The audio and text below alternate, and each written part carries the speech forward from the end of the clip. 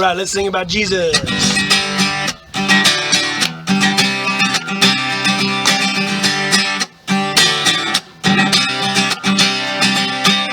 Jesus, you are the one. Give me hope when the day is done. My hands are lifted to you. Jesus, you are the King. You are the reason why I sing. My heart belongs to you. Here we go. Jesus. Yeah, yeah, yeah. My hands are lifted to you. Jesus. Yeah, yeah, yeah. My heart belongs to you. Yeah. Put your hands together.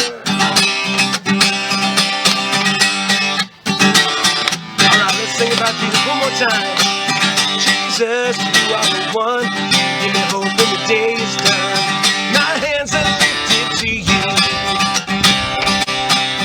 Jesus, you are the King. You are the reason why I sing.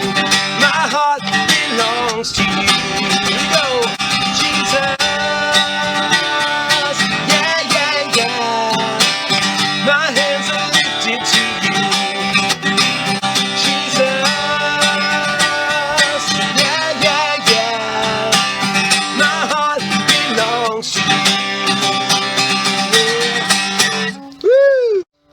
Okay, as I sail the seven seas, I will keep my eyes on Jesus. Through the storm and the rain, I will call upon his name. When the pirates come and try to steal my joy, I will stop and praise the Lord. Let me hear you sing it. Yo ho, hallelujah, yo ho, hallelujah. I will stop and praise the Lord. As I sail the seas, I will always sing. Yo ho, hallelujah, praise the Lord. All right, you guys ready? So there's different jobs to do on a ship, okay, when you're a pirate.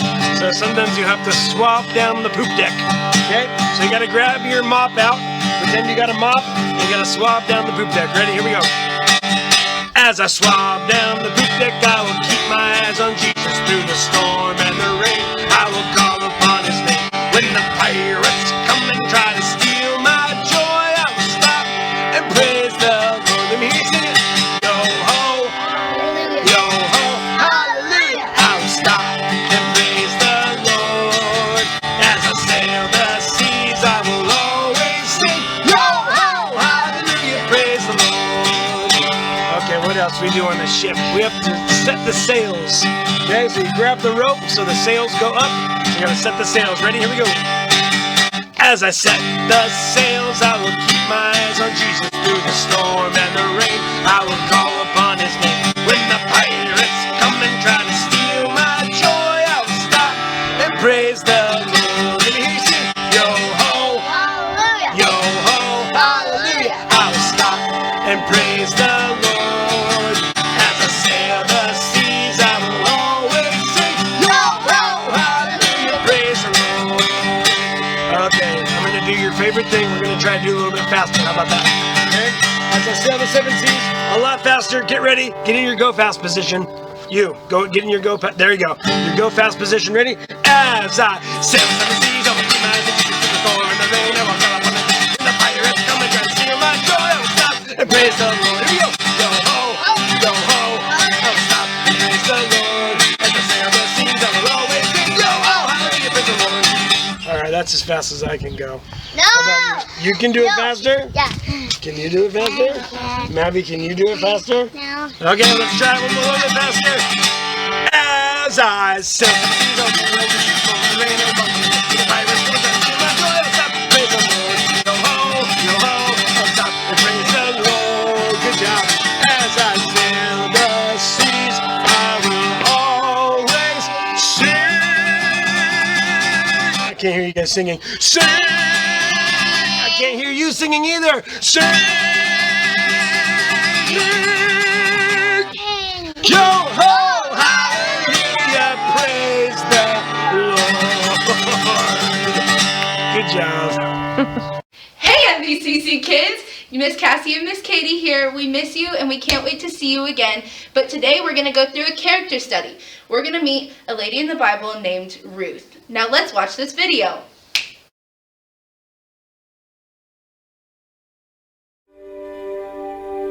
In the days when God used judges to lead Israel, famine was widespread across the land.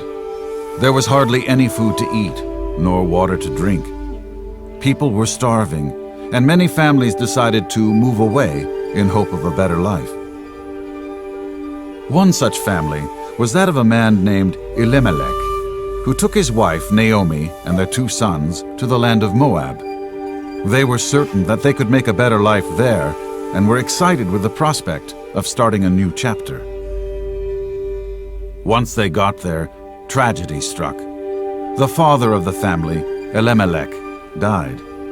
His 2 sons took Moabite wives named Ruth and Orpah and lived there for 10 years. Then more disaster struck when they also died. This was devastating. Who was going to provide for them or protect them? Naomi, Ruth, and Orpah were left to fend for themselves. Naomi decided to go back to Israel, to the land she knew so well, to the people she understood, a language she knew, and a community who would accept her in her grief.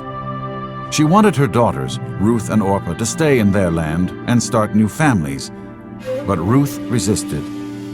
"No, I will go wherever you go. I want to be part of your people. I want to worship your God as well." So Ruth and Naomi began their journey to the land of Israel. After a long journey, they arrived in Bethlehem, Naomi's hometown. The entire town came out to welcome her back.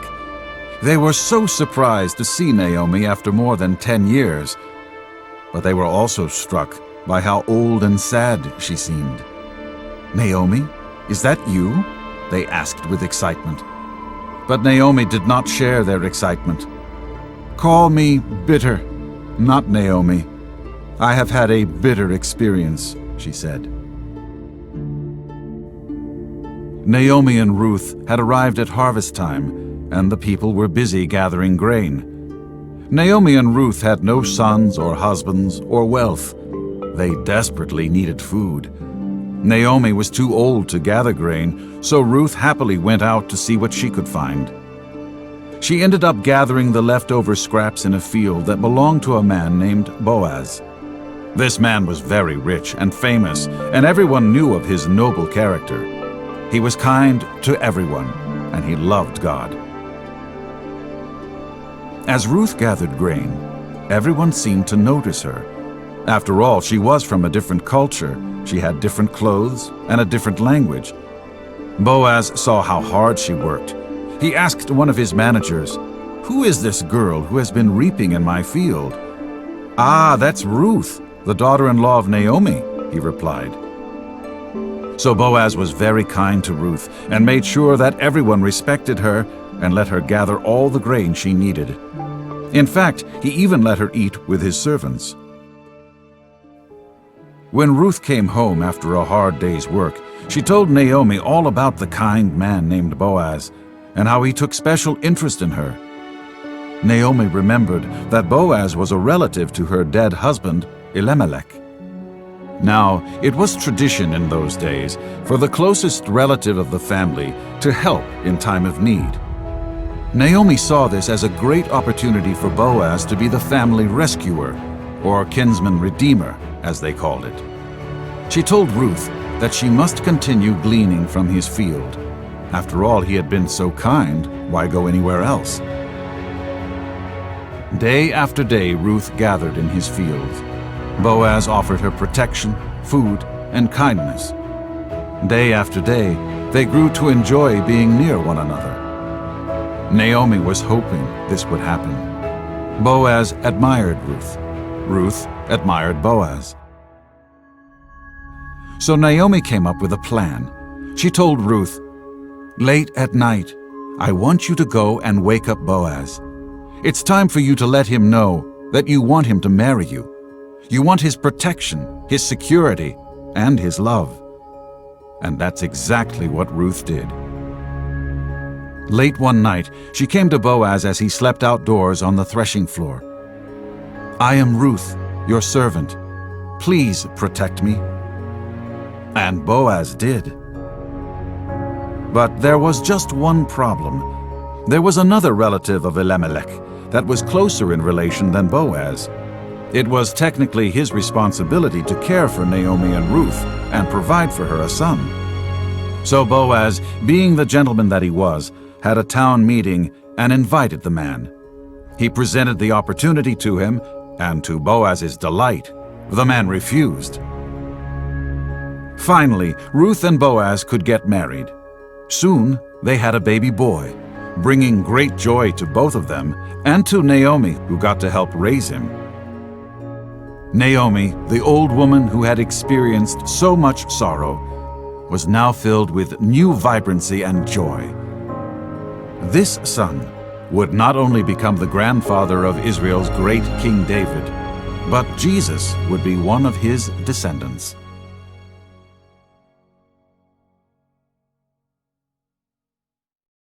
Wow, Ruth was faithful.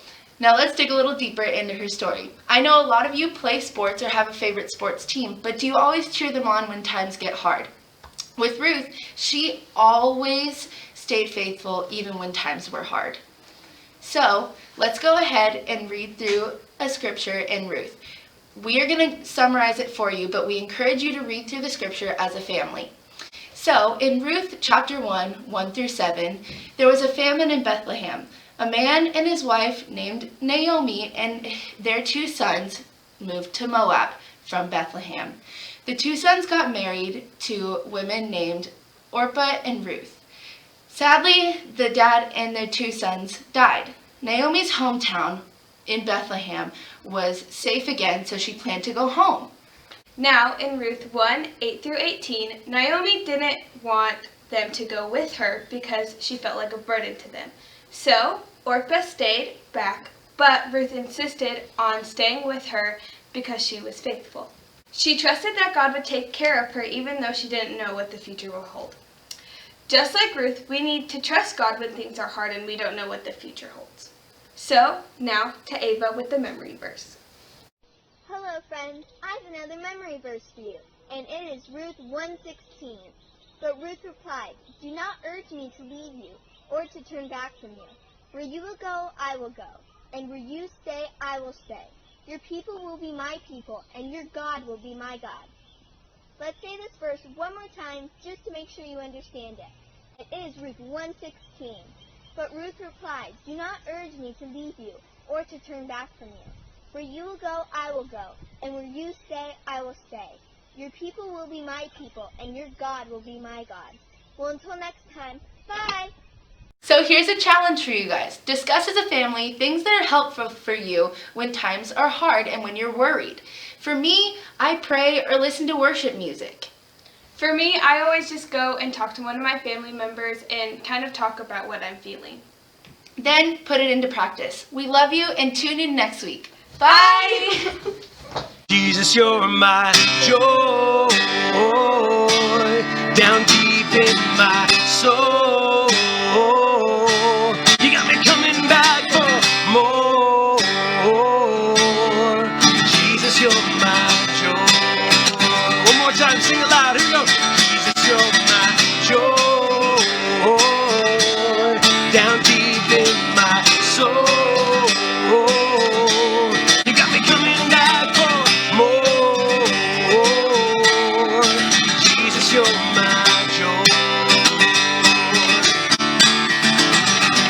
There is a God whose patient love pursues me.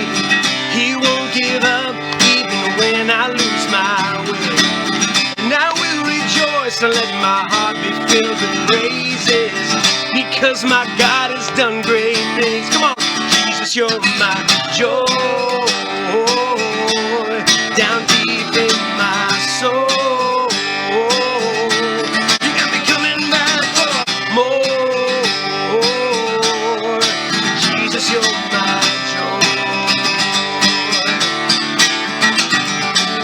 There is a place where my debt of sin was paid for, where mercy flows and the cross was born for me. I will rejoice when my Jesus came to rescue and conquer death. death at Calvary. Come on. Jesus, you're my joy. Down deep in my soul. You got me coming back for more. Jesus, you're my joy. All right, put your hands in the air. Here we go. My hands are lifted up. My feet are dancing now. Beneath the overflow of your love pouring down. My hands are lifted up. My feet are dancing now. Beneath the overflow of your love pouring down. Jesus, you're my joy. Down deep in my soul. You got me coming back for more. Jesus, you're my joy. All right, one last time, put your hands in the air. Here we go. My hands are lifted up. My feet are dancing now. Beneath the overflow of your love pouring down. My hands are lifted up. My feet are dancing now. Beneath the overflow of your love pouring down. All right, just your voices. Let's sing it together. Jesus, you're my joy. Down deep in my soul. You got me coming back for more. Jesus, you're my joy. Give it up for our Lord Jesus. Give it up for him. Awesome.